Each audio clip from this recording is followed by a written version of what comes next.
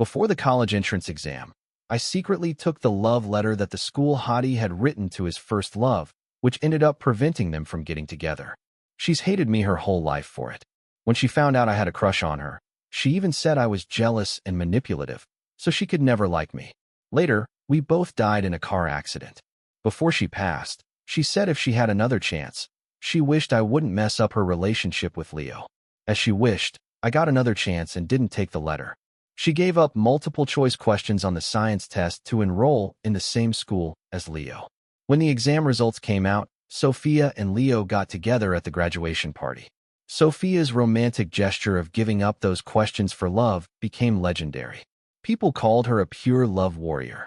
I sat quietly in the corner, sipping juice while they were surrounded by the crowd. Next to me, Kevin was baffled and shook. Is she nuts? She threw her future away for what could be a shaky future with Leo? Yes, this time she chose Leo over her future. Last time, I interfered to choose her future by secretly taking the letter, and all I got was her lifelong hatred. Even after she realized I liked her, she looked at me with disdain. Daniel, I'm not interested in jealous, manipulative people. Your affection disgusts me. I hadn't exactly hidden the letter from her. I gave it back the night the exams were over, but when she went to Leo with the letter, he rejected her. Sophia, with our scores so different, we won't even end up at the same school. How could we stay together for years, long distance? I need a girlfriend I can be with anytime. Can you do that? A shattered Sophia glared at me when she returned. The next day, her parents came to me, worried, as she was planning to change her college choice. They begged me to talk to her. I wasn't surprised, but when I found Sophia, she laughed bitterly before I could say anything. What is it, Daniel? One stolen letter wasn't enough? Planning to ruin things again? Standing in the stairwell with a breeze passing by, it felt chilly despite the sunny weather. I looked at her, restless and agitated, and said, Sophia, it's been 12 years to reach today. Eventually, under her parents' pressure, Sophia didn't change her plans and couldn't get back together with Leo. Since then, I became the villain who kept them apart and bore her every resentment until our last moments in the car. She blamed me, pleading with a hoarse voice in the blood. If I get another chance, please stop meddling with our fate. So when I got a second chance, I did as she wished. I didn't take the letter, and Sophia saw it. Understanding Leo liked her too, but was worried about the distance. So she risked everything, skipped the science questions, losing over 100 points, but successfully ending up close enough in scores to be with Leo. When people had a few drinks, someone mentioned me almost in passing. At first, I thought Daniel and Sophia would end up together, childhood friends, both excellent students. But Sophia quickly shut that down, probably afraid Leo might misunderstand. We're just old friends, she said, detached. I smiled silently, repeating the words old friends. Sophia was right.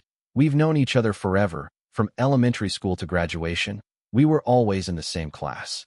Besides my parents, Sophia spent the most time with me. I saw her pull all-nighters over a math problem. She saw me take exams with a high fever.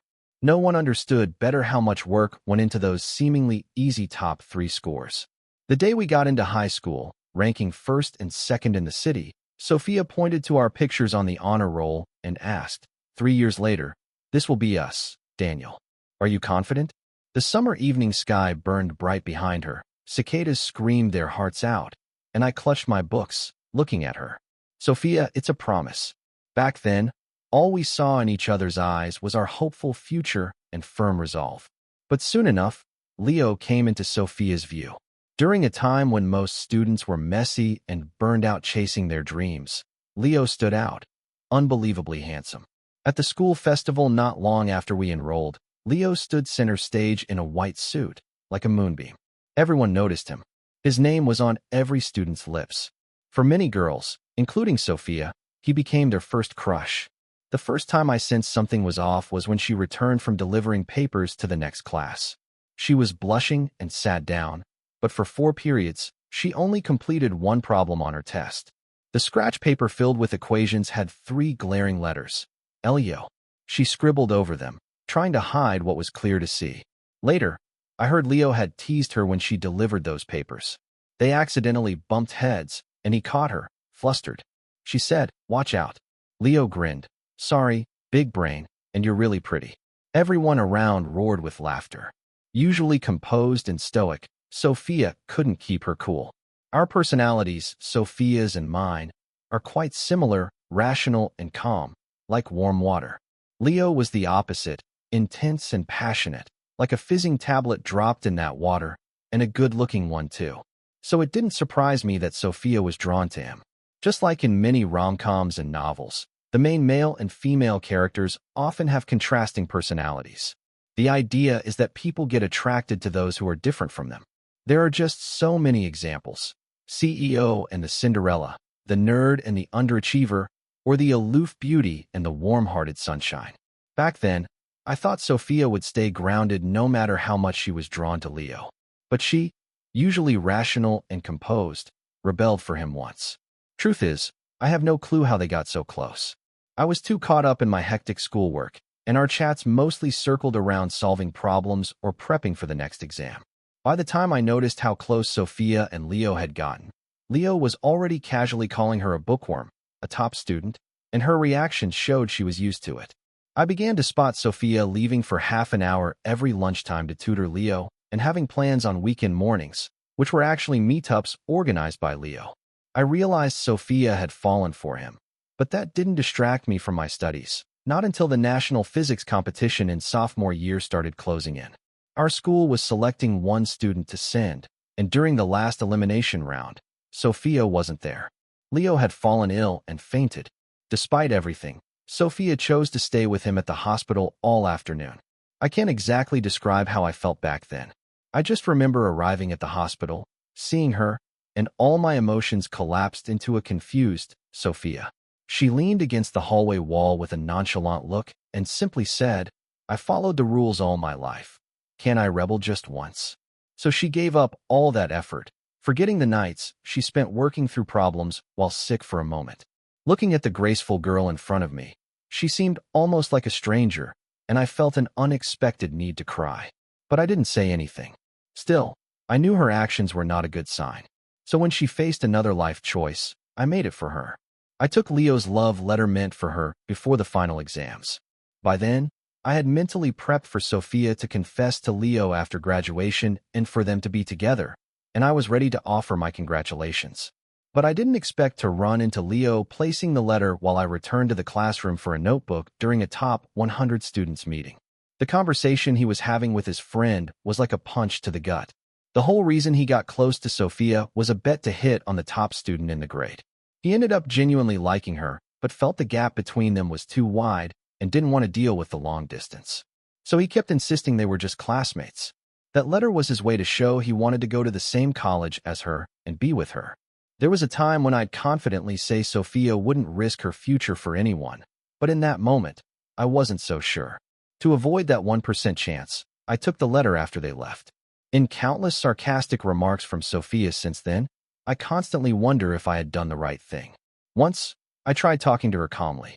"Sophia, even if you saw it earlier, wouldn't you still go after your future instead of being with him?" She laughed coldly and interrupted with firm certainty, "Then I would." Watching her, I silently realized I had indeed messed up royally. As our reunion was winding down, Leo held Sophia's hand and came over with a bright smile. "Daniel, you've known Sophia for 18 years. Your relationship is different. Even if it's just as friends, you'll wish us well, right?" I glanced at the smiling girl beside him, politely corrected him, saying, "I haven't been with Sophia for 18 years. We just happened to walk the same path for that long. From now on, it'll be different.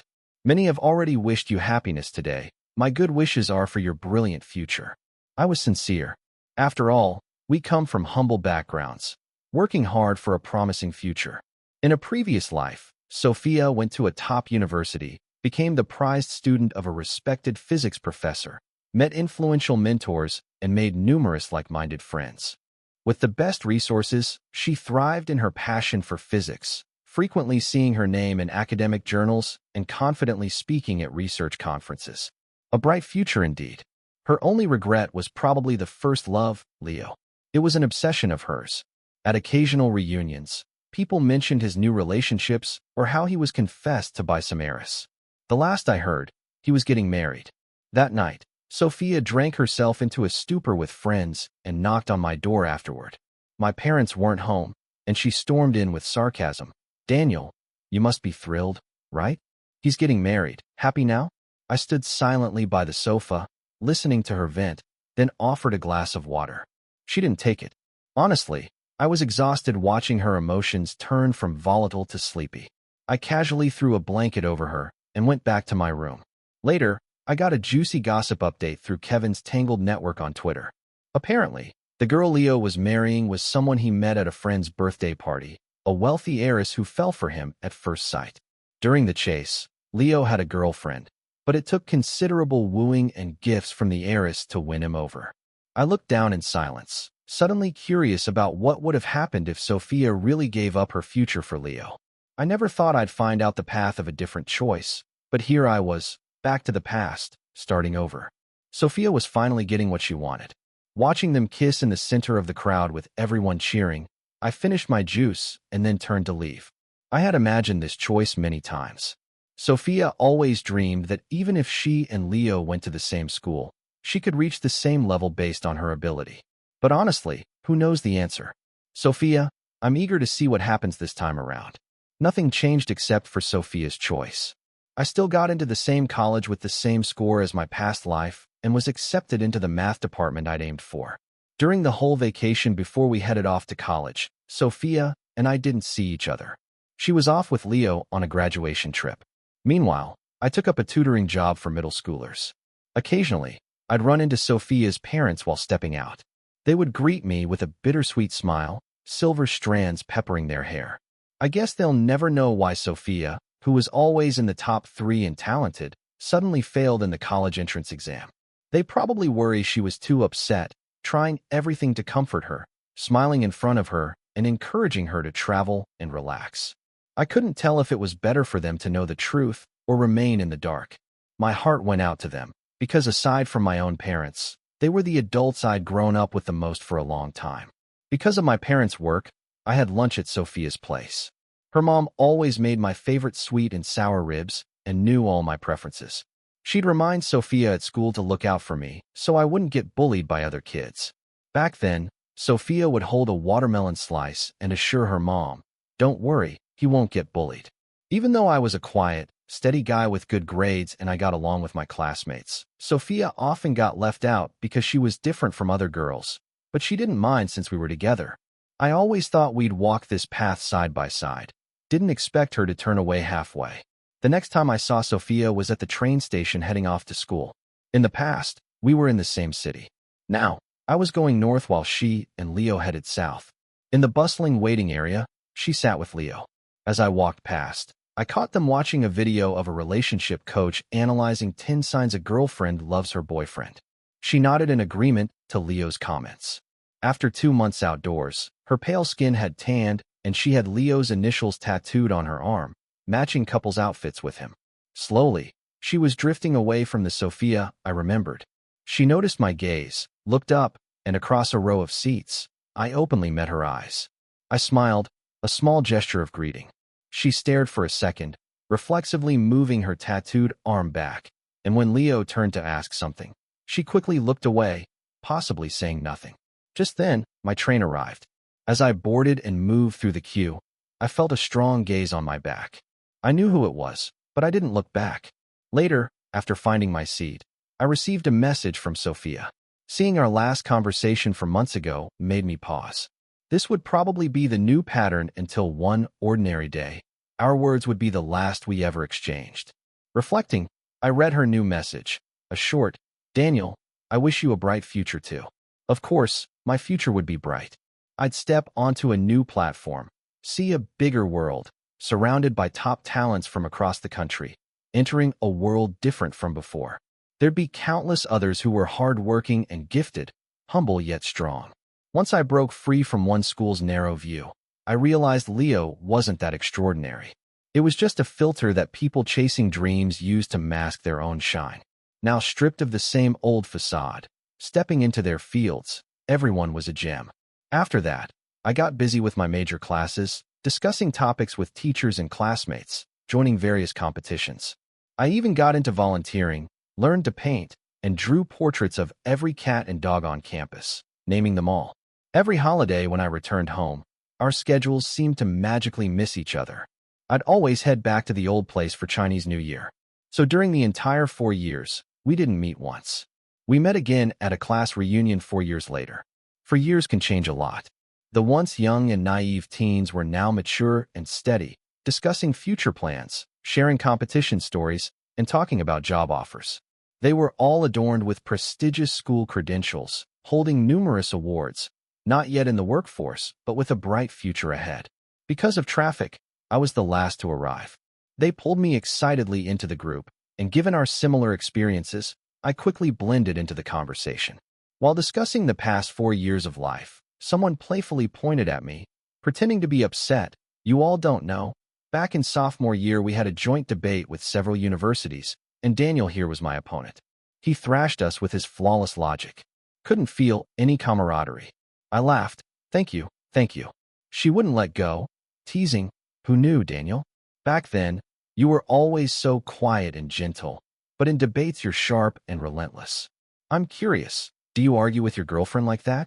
The comment stirred laughter, and then someone suddenly turned to Sophia, like they just remembered something, and asked, "Hey, why haven't we seen Leo, our pure love champion? The campus heartthrob didn't come with you?" It was only then that I noticed Sophia, who had been sitting in the corner quietly, like everyone else. She had changed a lot.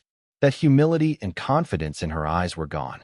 Honestly, even though she still seemed quiet and introverted sitting there now, she felt out of place, like an overlooked outsider. The girls who once admired her as the pure love champion had moved on to better opportunities and widened perspectives. Bringing up this topic again seemed a little different, like there was now an undertone of mockery in their words. After all, she used to be a top player among them, and now it seemed she didn't even have anything to discuss with them. Kevin, holding his drink, sighed lightly behind me. Turns out reality is what it is, not like those TV dramas. 4 years after, a frame could mean ultimate success for the heroine in a drama, but in reality, Sophia hasn't gotten prettier or more successful, and she's fallen behind everyone here. Success can't just come down to hard work. Things like platform, resources, connections, talent, luck, and the right environment are all crucial. So it's no surprise that Sophia, who was renowned in the physics community in the past life, is almost unrecognized now. When Sophia suddenly questioned, looked over at me. After a few seconds, she said in a calm tone, "We broke up a few days after the party. My buddy Kevin came to spill the tea on Sophia and Leo." Apparently, shortly after starting college, under Leo's influence, Sophia not only learned to cook and do crafts, but she even got into fights with other girls for Leo. I remembered seeing Sophia, who rarely tweeted about anything other than physics, suddenly posting Leo's photos or videos every couple of days. During that time, I thought, back then, true love can really change someone. But once the honeymoon phase ended, things got plain. Sophia got busy with her courses, and Leo met more people at different events. They occasionally clashed on differences of opinion. Leo complained that Sophia had no time for him due to her competitions, wanting her to hang out with him despite her busy schedule. Sophia didn't get the whole fuss about the first cup of tea in autumn Leo wanted so badly. She didn't understand why that particular cup, which could be bought any day, needed a special ritual. Minor disagreements piled up over time and eventually led to a Cold War. Kevin got more worked up as he talked, his tone tinged with sarcasm and resentment. How much of their so-called true love was really about love? When the novelty wears off, conflicts only grow, and meeting more exceptional people doesn't help. Their relationship was built on one-sided sacrifices, just waiting for a trigger to explode. So when a rich and attractive heir pursued Leo, he grew even more dissatisfied with Sophia. Leo initially loved Sophia's achievements, but in a bigger world, being top in class isn't the only measure of worth. Frustrated with their fading relationship and Leo's subtle dissatisfaction, Sophia finally brought up the fact that she gave up complex subjects in exams for him. Leo only scoffed. "For me, Sophia, that was your choice, wasn't it? Don't blame me for the consequences of your decision." That was it, and they broke up. Leo quickly moved on to the rich heir, closing the chapter on their legendary romance. I lazily flipped through a magazine, responding casually to Kevin's passionate rant. "Oh really? He paused a few moments, then sighed. Honestly, as someone who's been her friend for 6 years, I'm disappointed. Even if she had waited to see her scores before making college decisions, why leave no way out? I wonder if she regrets her choices now that the love she once sacrificed for lasted only 4 years. I smiled, calm and collected. It's her choice whether she regrets it or not. No one else will bear the consequences now. But back in our past life, living with her constant resentment and disdain, I truly regretted it back then. Living in the same city for work and studies, our paths often crossed in academic circles. At home, we maintained a polite front for our parents, keeping up appearances, but each encounter meant facing her sneers. I think her hatred peaked when she found out about my crush. I'd always kept diaries, and spending so much time together, I wrote about her a lot. Little things like us hiking and her carrying me home after I twisted my ankle, or her standing in punishment beside me when I overslept. She'd lend me materials I forgot, and we'd hit the library together, compete on behalf of our school, console each other when our ranks slipped, or argue over solving problems. Everything between us was ordinary. I never had any dramatic moments to stir large emotions, so I didn't realize when I started liking her. It wasn't until that day when she pointed to the photo on the bulletin board and asked if I was confident that I realized there were hints of liking her scattered throughout my diary. I admired her determination to chase her dreams, her glowing eyes when facing challenges, and the way she'd look at me when I was discouraged and asked, "So are you stopping here, Daniel?" That night, for the first time, I wrote in my diary, "I like Sophia." Yes, I like Sophia. But then Leo came along and got closer to Sophia. We didn't talk much except through our mutual connection with Sophia, so I mentioned it once in my diary, "Sophia likes Leo." Later, things got tense between me and Sophia because of the letter. Every argument chipped away at my feelings for her. Much like how a crush can appear out of nowhere. I thought my secret crush would never be known, but I didn't expect her to see my diary when she came over to help my dad set up a new bookshelf. To this day, I clearly remember her holding up the diary, giving me a sarcastic look. She asked in a chilly tone, "You like me?" I looked at the diary in her hand, paused, then admitted calmly, "Yes, I did." Maybe my calmness annoyed her because she suddenly threw the diary at me and accusingly. "So you took the love letter?" The hardcover grazing my cheek hurt a bit, but in that moment, I realized I didn't like her anymore. I wasn't sad about her carelessly tossing aside memories of my crush. I picked up the diary and dusted it off, seriously apologizing. "I'm sorry, Sophia. I shouldn't have taken the love letter, shouldn't have disrupted your relationship, and shouldn't have liked you without asking." But she wasn't satisfied, scoffing before walking away, leaving behind words that stuck with me: jealous, manipulative. Honestly, while I did like her, I valued our friendship more than a fleeting crush. Taking the letter wasn't to stop her and Leo. I just hoped she could achieve what matched her 12 years of effort without interference, so I delayed her choice for a few days. I was never jealous of Leo. I knew you can't force feelings, so if she ended up with Leo, I'd offer my congratulations and continue on my own path. I didn't need to be with Sophia. Now, it's like I've corrected past mistakes and am on the path I was meant to take. Even though I didn't take the letter this time, I didn't intentionally distance myself from this life, Sophia, at least not until after the college entrance exams. Then we ended up in different circles for 4 years, so when we met at a gathering, we didn't talk. This kind of drifting apart didn't bother me, so I didn't reach out to ease things until her mom was hospitalized and my mom brought me to visit. After leaving some fruit, I sat in the sterilized, smelling hospital room, listening to my mom chat with Sophia's mom about life. I went outside for a call and met Sophia by the flower beds. She wore a black coat, exhaustion etched into her features. I paused for a moment, recognizing that familiar look. She showed it when research wasn't going well or she couldn't mend things with Leo. Back then, she was successful but worked hard behind the scenes. The academic journey was tough and solitary. As for Leo, Sophia reached out to him after some success, and they reconnected, but most of her connections were in the city where she studied, and with much of her time in the lab, she had less advantage compared to wealthy, leisurely peers also pursuing Leo. After half a year of trying, Leo still turned her down, quietly exiting her life. Their story hung like the unattainable moon. My mistake in taking the letter haunted me because she believed if they'd been in the same school, things would have ended differently. Now, looking at her, I didn't know why she had that look again. When our eyes met, she shut off her phone, stood up, and walked over with a dry voice. Last time we met, I didn't get to say hi, Daniel. You've changed a lot. You're more handsome and accomplished. She paused, looked a bit guilty, and apologized. I was immature back then, worried he'd misunderstand, afraid our relationship would be affected, so I downplayed it. That was childish of me. I waited quietly for her to finish and then smiled, replying graciously, "It's okay, Sophia.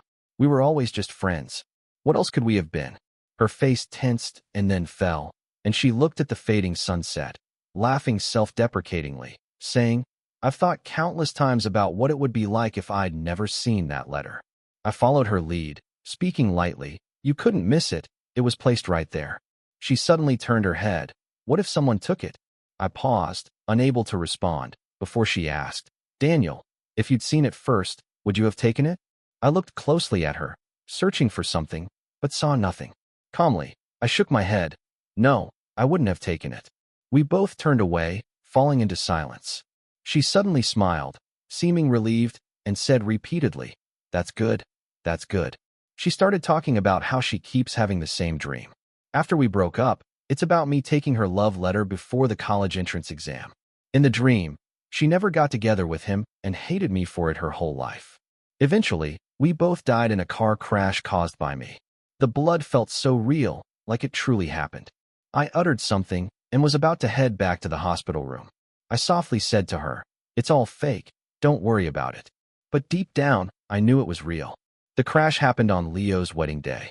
Before that, we were invited to our old high school for a reunion.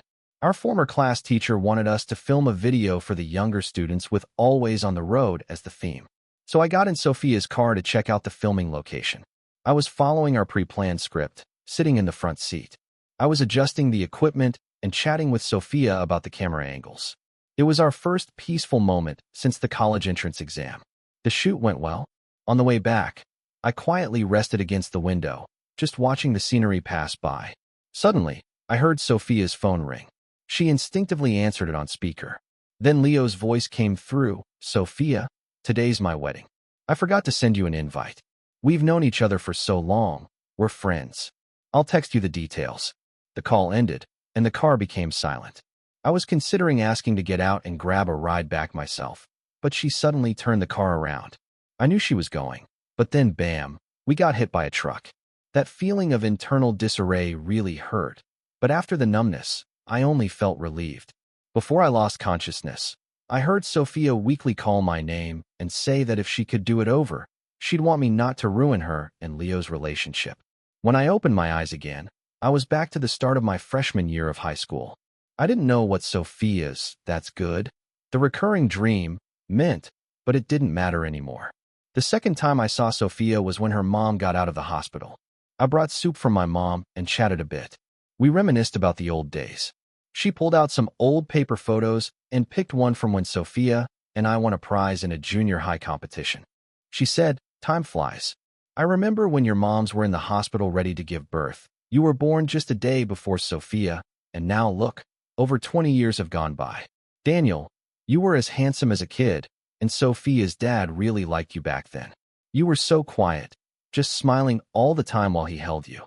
As you grew, you and Sophia were inseparable. We all thought someday you'd end up together." I politely smiled and said, "Auntie, those were childhood days, not to be taken seriously." She patted my hand and sighed. "Sophia isn't lucky enough to be with you now. She's no match for you." I chuckled softly, wanting to tell her she had it wrong. "Auntie, it's not about who matches with who. It's about walking the same path." She misunderstood and said, "Sophia told me she's studying for the grad school entrance exams. It's the same school she aimed for right in your college town. Take care of her, will you?" I kindly interrupted her. "Auntie, I'm heading abroad for studies. Oh, and I have a girlfriend now. I haven't had the chance to tell my folks." Sophia walked into the kitchen to wash her hands. I wasn't sure if she overheard. She stood there with her back to me, still for a long time. The air was tense for a few seconds. Sophia's mom tried to lighten the mood by asking about my girlfriend. I smiled and talked about how we met, a girl I competed with. She's gentle, smart, disciplined, wins awards every year, excels in all competitions. She does calligraphy, plays chess, even drums. I pulled out my phone and showed a picture of her giving a speech at an academic forum. I told her she's someone I really like and my fellow pathwalker. That pretty much ended the conversation. On my way home, I thought about Sophia standing at the sink, her sleeves rolled up. I noticed faint scars on her forearms where a tattoo was removed. For a moment, it felt like time intermingled. Those old scribbled names on scrap paper marked the beginning for them. Now, the faded scar was a sign of their end. The hormones that sparked during that youth finally receded like the tide. My tangled past with Sophia was wrapping up here. I did wonder what kind of fate awaited her once she chose another path. I was curious to see how she'd reach her former glory amid today's fierce competition and how her family, after investing so much in her dream, would continue to support her. Truth is, I hoped she'd struggled just to prove my past actions were right. But I knew I was wrong. Someone once said the best etiquette is to mind your own business. Stepping in means you have to bear responsibility. So this time, I stayed in my lane. I didn't meddle in any of Sophia's choices. In the past, she regretted not being with Leo. I didn't know if she'd regret the 21 exam questions she left unanswered this time. But the marvel of fate is there's never a perfect choice.